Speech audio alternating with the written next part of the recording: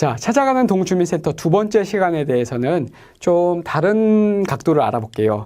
지금까지는 주민센터의 공간에 대해서 알아봤어요. 이 공간이 어떻게 바뀌었고, 어떻게 변화됐고, 어떻게 지금 좀 개선되어 가고 있는지 보였는데, 두 번째 시간에는 좀 이렇게 볼게요. 이 동주민센터의 구성원이 또 바뀌었겠죠. 단순히 공간만 바뀌었다고 해서 찾아가는 동주민센터라고 할 수는 없습니다. 자, 아까도 말씀드렸듯이 동주민센터의 조직체계는 이렇게 바뀌었습니다. 민원 행정 중심에서 복지와 마을, 주민자치로 바뀌었다는데요.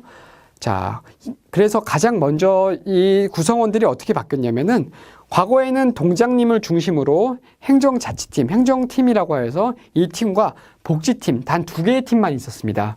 근데 이제는 찾아가는 동주민센터를 위해서 많은 사람들, 더 많은 공무원을 충원을 했을 뿐더러 이것들을 직접 서비스를 시행하기 위해서는 두 개의 팀만 갖고는 부족했어요. 그래서 행정자치팀 하나랑 복지 1팀과 복지 2팀 이렇게 세 개 팀으로 구성을 하게 되었습니다. 그래서 각각 맞춤형 복지를 제공하기 위해서는 각 팀마다 각각 역할이 부여되고 있는데요. 자, 보게 되면은 공무원의 역할 혁신, 우리 동네 주무관이라는 이러한 명칭이 좀 대표적으로 생기게 되었어요.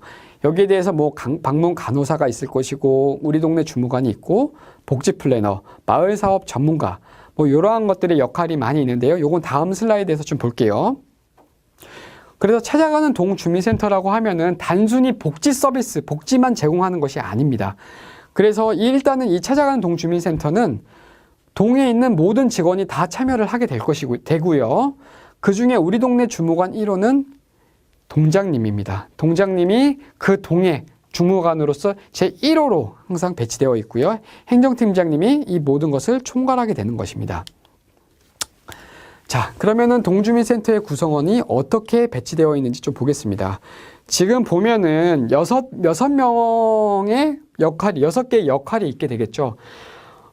찾아가는 동주민센터 전과 후가 어떤 것이 가장 많이 바뀌게 됐냐면은 한 동에 과거에는 복지직 공무원이 동사무소당 1.4명 정도 있었어요. 그러니까 어느 동은 복지직 공무원이 한 명이 있었다고 한다면은 어떠한 동은 반하에 2명 정도 이렇게 있었다고 합니다. 근데 차동을 시작하게 되면서 최소 6명 이상의 공무원이 배치가 되게 되었다는 겁니다. 일단 보면은 우리 동네 주무관이라는 역할이 있습니다. 이거는 이제 각 담당 공무원마다 맡은 구역이 있어요. 저 같은 경우에는 제가 구역하고 있는 아파트 단지가 있는데 103동과 104동 이 두 개는 제가 우리 동네 주무관으로 담당을 하고 있는 거예요. 정확히 어떤 거냐면 그 동에 있는 모든 일들을 가령 노인 복지를 받고 싶다, 장애인 복지를 받고 싶다, 그 동에서 화재가 났다, 그 동에서 어려운 이웃이 발굴이 됐다 그러면은 일단 우리 동네 주무관, 제 담당인 제가 직접 나가서 그분들의 삶을 나누고 얘기해 보는 것입니다.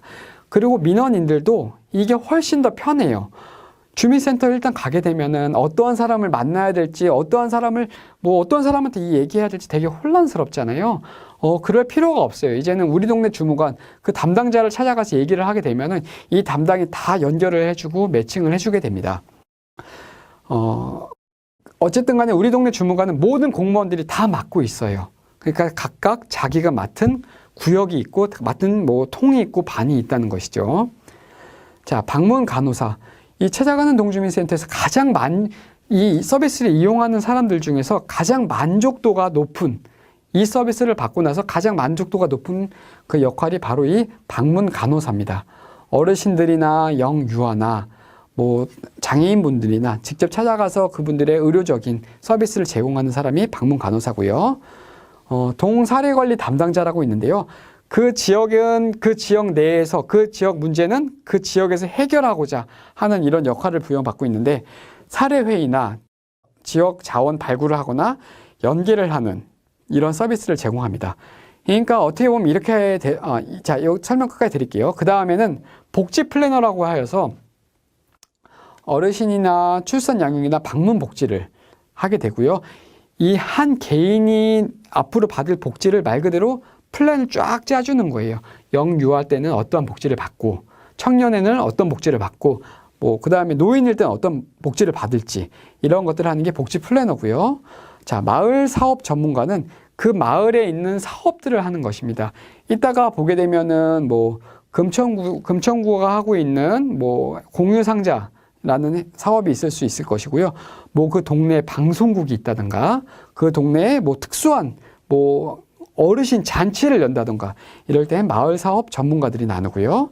복지 상담 전문가는 이분들은 주로 밖에서, 이 나머지 5분은 밖에서 주로 나가가지고 주민들을 만나고 얘기하고 삶을 나누는 이런 역할을 한다면은, 복지 상담 전문가는 좀 주민센터 안에서 이제 대기를 하고 있으면서 어떠한 서비스를 제공을 할지, 어떤 서비스를 이분들에게 한지 총괄적으로 좀 배분을 해주는, 배치해주는 이런 역할을 하게 됩니다. 자, 이러한 6명이 주민센터에 구성이 되어가지고 이 동을 찾아가는 동주민센터에서 서비스를 제공하게 되는데요. 역할이 정확하게 구분되어 있지는 않아요. 저 같은 경우에는 제가 맡고 있는 통에 대해서는 우리 동네 주무관으로 해서 그 동에 있는 모든 서비스나 그런 것들을 제가 맡고 있는 담당에서는 하고 있고요. 이 역할을 맡으면서 복지 플래너도 같이 하고 있어요. 이 복지 플래너라고 해가지고 제가 담당하는 통에 어르신들이 있다. 그럼 어르신의 그 삶을 쭉 연결해주는, 쭉 만들어줄 수 있는 복지 플래너를 하고 있고요. 출산 가정도 할 수 있고요.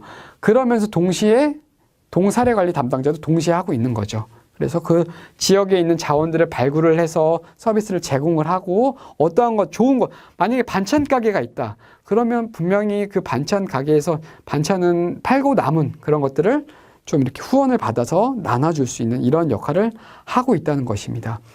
그래서 이렇게 구성원들이 이렇게 6명이 배치가 되니까, 최소 동주민센터에 6명이 배치가 되면서 가장 좋은 거는, 과거에 1명 또는 2명의 주민센터에 오시는 분들이 있었다고 한다면은, 죄송합니다. 과거에는 1~2명의 공무원밖에 주민센터에 없었다 그러면은 나갈 여력이 안 돼요. 주민센터에 오시는 민원인을 받기에도 정말 벅찹니다.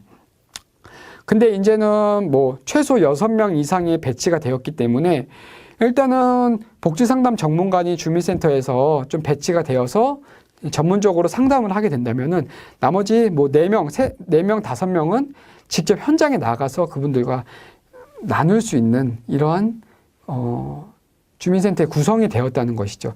이게 찾아가는 동주민센터에서 공간과 마찬가지로 가장 큰 변화의 혁신이 되었다는 것입니다.